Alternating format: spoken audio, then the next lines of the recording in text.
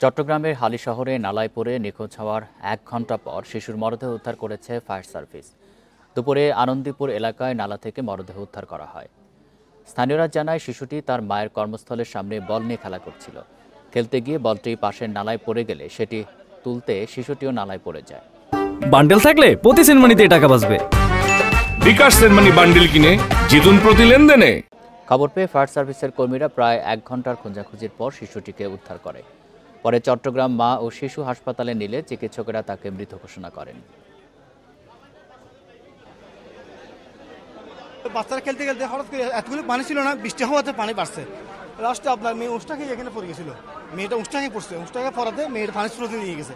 অক্লান্ত পরিশ্রমের পরে ফায়ার সার্ভিসও ইনস্ট্যান্ট ছিল এখানে ঘটনাস্থলে। আমরা এলাকাবাসীর সবার সহযোগিতায় আমরা এই বাচ্চাটাকে উদ্ধার করতে সক্ষম হয়েছি।